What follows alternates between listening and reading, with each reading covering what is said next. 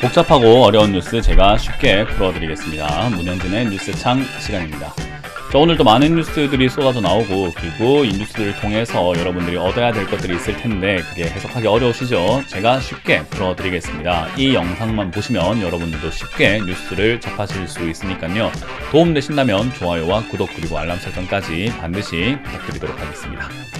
자, 일단 오늘 첫 번째 뉴스부터 살펴볼 텐데요. 일단 첫 뉴스는 바이든 대통령이 침공이라는 단어를 첫 언급을 했다라는 뉴스입니다.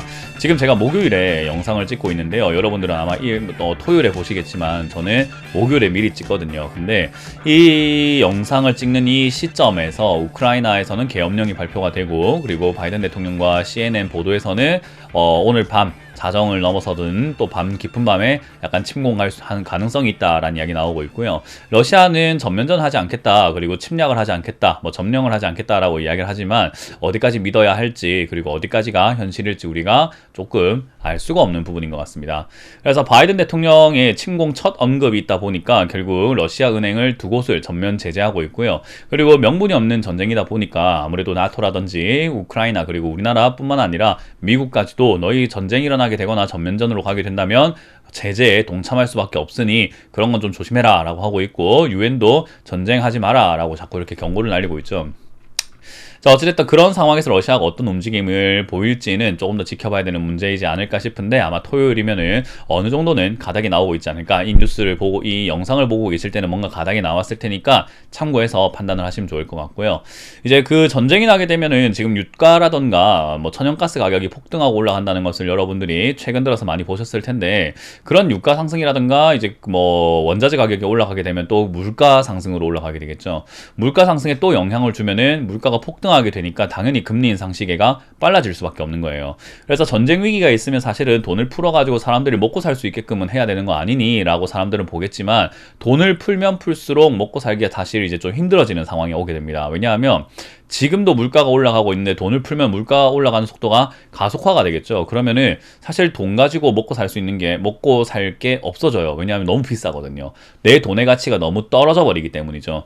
그래서 물가가 올라가고 있는 이런 과정에서 전쟁 위기가 오게 되면은 사실상 돈을 풀어야 됨에도 불구하고 풀지 못할 것이다, 금리를 올릴 것이다 라는 전망들이 나오고 있는 거죠. 저도 약간 동의하는 바입니다. 지금 물가 상승이 굉장히 가파르다라는 점을 생각해 볼 때, 여기서 오히려 돈을 푼다면 역효과가 일어나서 오히려 물가가 더 폭발적으로 증가하게 될 것이고, 빵을 1,000원으로 사 먹던 것을 빵을 10,000원으로 사 먹어야 되거나 또는 100만 원으로 사 먹어야 된다면 너무 힘들잖아요, 그것조차도. 그래서 저는 그런 걸 생각한다면 우리나라도 사실은 오늘 금융통화위원회가 열렸거든요. 목요일 당일로요. 열렸는데 동결됐죠, 금리가. 사실 그거 올려야 되지 않았었나, 저는 개인적으로 그렇게 분석을 해보게 됩니다.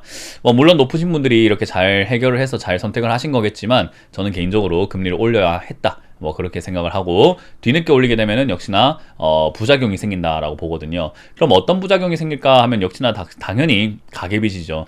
이 가계빚을 조금 이렇게 천천히 갚을 수 있도록, 그리고 이자를 조금 유예시켜 줄 수 있도록 해놨다라는 건데요. 이게 과연 올바른 일인가라고 했을 때, 글쎄요, 저는 이거 지금 너무 가파르게 올라왔다라고 생각을 해요.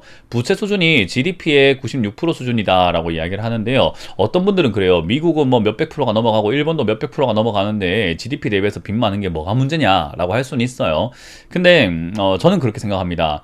빚을 별로 이렇게 내고 살지 않았던 사람들이 빚을 갑자기 내기 시작하면은 그 빚 관리라던가 이런 것들이 허덕거릴 수 있거든요. 제가 사회생활 처음 할 때, 신용카드를 처음 썼을 때 카드 계산을 잘 못해가지고, 사실은 제가 이번에 50만 원을 썼으면은 다음 달 생활비에서 50만 원을 빼서 계산을 해야 되는데, 생활비는 50만 원씩 계속 쓰면서 물건을 살 때 50만 원이 또 추가로 나오게 되니까 돈이 없는 거예요.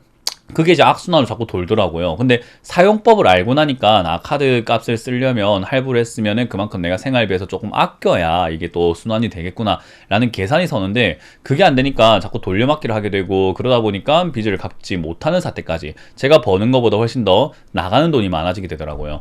그게 지금 이 상황이라고 생각을 해요. 우리나라는 빚 관리가 되게 잘 되어 있는 국가였는데 이번에 빚을 굉장히 가파르게 올렸단 말이죠. 이거 관리를 한다면 아무 문제가 없겠지만, 사실 못한다면 큰 리스크가 생기는 거죠. 그러니까 제가 이게 무조건 터진다라는 느낌보다는 리스크가 있다라는 것 자체가 투자 메리트가 떨어지게 된다라는 거예요.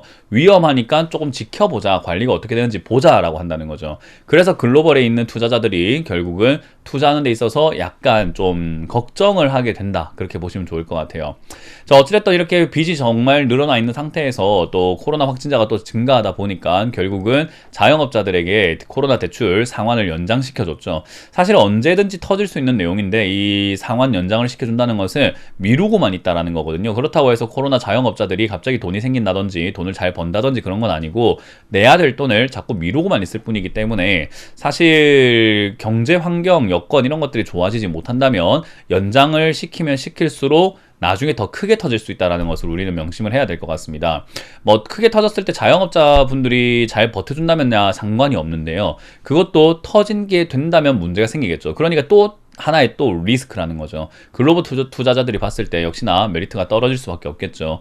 저는 그렇기 때문에 현금화를 해라 라고 자꾸 주장을 했던 거고, 이제 그런 것들이 현실로 이어지고 있고 하나도 해결된 거 없이 자꾸 이렇게 미루기만 하고 있다라는 거. 일을 미루기만 한다면 제대로 처리가 되는 게 있을까요? 저는 그런 건 없다 생각하기 때문에 좀 여러분들이 신경을 좀 쓰셔야 되지 않을까 싶습니다. 거기다가 이제 우리나라에 투자한 외국계 기업들이 91%가 올해 투자 계획을 짜질 못하고 있어요. 왜냐하면 섣불리 투자했다가는 오히려 독박 쓰게 생겼으니까 투자를 하지 않고 돈을 딱 보유하고 있다는 거죠. 10곳 중에 9곳이 투자 계획을 짜지 않았다, 못했다라는 건데요. 아무래도 역시나 투자 계획이 없다라는 쪽도 26%나 있다라는 것은요, 조금 더 지켜보겠다에 가까운 것 같아요. 지켜본다는 말은 결국 지금은 뭔가 예상치 못한 리스크가 터질 수도 있으니, 잠재적인 위험 요소가 있으니 투자를 조금 쉬겠다라는 거거든요. 근데 우리 개미들은, 우리 개인 투자자들은 계속 투자하려고 안달이 났습니다. 오늘 또 뭐 사야 되나요? 추가 매수해야 되나요? 왜 그렇게 안달이 났습니까? 조금 기다려보면서 부자들 따라 해야죠. 개미들 따라 하지 마시고 부자들을 따라 하시는 것을 생각을 한번 해보시면 좋을 것 같아요. 자, 어찌됐든 계속해서 뭐 좋은 이야기보다 안 좋은 이야기들이 좀 많아지고 있는 이런 과정 속에서 여러분들이 생각을 좀 많이 하셔야 될 것 같아요. 리스크 관리라는 게 무엇인지, 그리고 리스크 관리를 해야 할 때가 또 언제인지, 그리고 할 때는 어떤 식으로 해야 되고, 그리고 한다면 확실하게 하라라는 이야기를 드리고 싶습니다.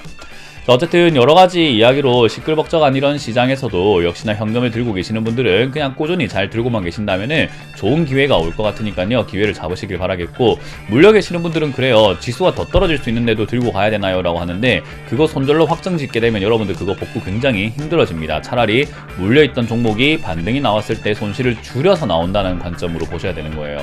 그래서 그 점 참고하셔가지고 대응을 해보시면 좋을 것 같습니다. 자, 이렇게 마쳐보도록 하겠습니다. 지금까지 뉴스창 시간의 문현재 멘토였습니다. 고맙습니다.